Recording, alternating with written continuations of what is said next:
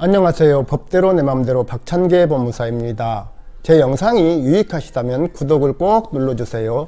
오늘 제목은 법원 후 가압류 취소 결정에 대해 즉시 항고하면서 따로 집행정지 신청을 하지 않았어요 입니다. 나 채권씨는 김채무씨에게 돈을 빌려주었는데 김씨가 이를 갚지 않자 김씨 소유 부동산을 가압류했습니다. 그러자 김채무씨는 민사집행법 규정에 따라 집행법원에 나씨에게 2주 이내에 본안 후 소를 제기하고 이를 증명하는 서류나 소송 계속 사실을 증명하는 서류를 제출할 것을 명해달라고 신청하였습니다.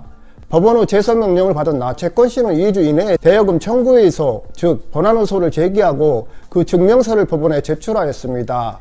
한편 김채무씨는 집행법원에 자신 소유 부동산에 관한 가압류 취소 신청을 하였고, 이에 법원은 나씨의 본안 후 소 제소 기간이 지났다는 이유로 가압류 취소 결정을 하면서 관할 등기소에 가압류 말소 등기 촉탁을 하였습니다.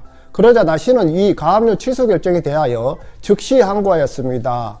그러면서 민사집행법 제289조에서 정한 가압류 취소 결정의 효력 정지를 따로 신청하지는 않았습니다. 그 후 이 가압류 등기가 말소되었고, 가압류 등기가 말소된 상태에서 김씨는 이 부동산을 제3자에게 팔았는데 이 부동산이 경매에 붙여졌고, 그 배당 절차에서 나 채권씨는 가압류권자로 인정되지 못하여 배당을 받지 못하였습니다. 이에 나 채권씨는 국가, 즉 대한민국을 상대로 손해배상 청구의소를 제기했습니다. 그 청구 원인은 자신은 적법한 제소명령 기간 내에 소를 제기하였는데 법원이 제소기간 만료일을 오인하여 이 사건 가압류 취소 결정을 하였고, 이로 말미암아 자신이 경매에서 배당을 받지 못하는 손해를 입었으므로 국가는 이를 배상해야 한다는 것이었습니다.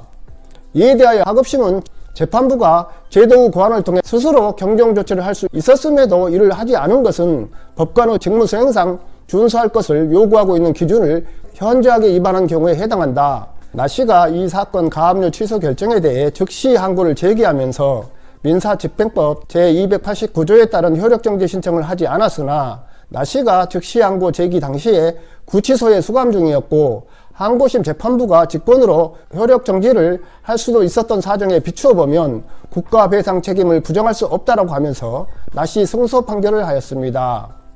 이에 국가는 대법원에 상고했는데요. 이에 대하여 대법원은 민사집행법은 가압류 가처분 등 보전처분 취소 재판에 대한 즉시 항고에 대하여 집행정지의 효력을 부여하고 있는 민사소송법 제447조 준용을 배제하고 있다.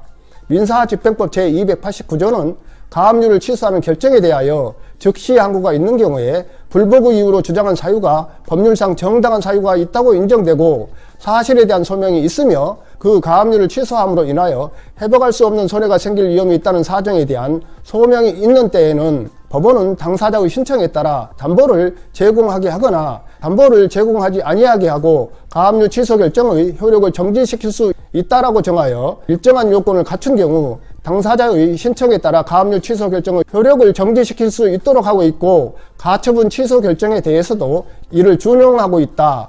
즉 민사집행법에서는 보전재판에 대한 불복 또는 시정을 위한 수단으로서 즉시 항고와 효력정지 신청 등 구제 절차를 세심하게 마련해 두고 있는 것이다. 나씨는 이 사건 가압류 취소 결정으로 인한 긴급한 손해를 방지하기 위해 효력정지를 신청할 기회가 있었으나 이를 신청하지 않았다. 항소심은 나씨가 당시 수감되어 있었다는 사정을 효력정지를 신청하지 못한 부득이한 사정으로 고려하고 있는 듯하나, 나씨가 이 사건 가압류 취소 결정에 대해 즉시 항고를 할 수 있었던 이상 그러한 사유만으로 효력정지를 신청할 수 없었던 부득이한 사정이 있었다고 보기 어렵다. 그런데도 항소심은 국가에게 배상 책임이 있다고 단정하였다. 이는 재판으로 인한 국가 배상 책임에 관한 법률을 오해하여 판결에 영향을 미친 잘못이 있다고 하면서 항소심 판결을 파기환송하였습니다. 즉 나씨가 강제집행 효력정지를 신청하지 않았으므로 이는 나씨 자신의 책임이지 국가의 손해배상 책임은 아니라는 것입니다. 실무상 부동산에 관한 가압류나 가처분을 신청하면서 채권자는 이에 대한 등록 면회세와 등기 신청 수수료, 송달료 등을 미리 납부하고 그 영수증을 첨부합니다. 채무자가 가압류 이의신청을 하여 가압류 취소 결정을 받고자 할 때도 마찬가지입니다. 한편 채권자가 가압류 취소 결정에 대하여 즉시 항고를 하고 동시에 강제집행 효력정지를 신청하여 그 결정을 받지 않았다면 채무자가 가압류 취소 결정에 따른 말소 촉탁 신청을 하면 그 가압류 등기는 말소된다는 점을 유의해야 할 것입니다.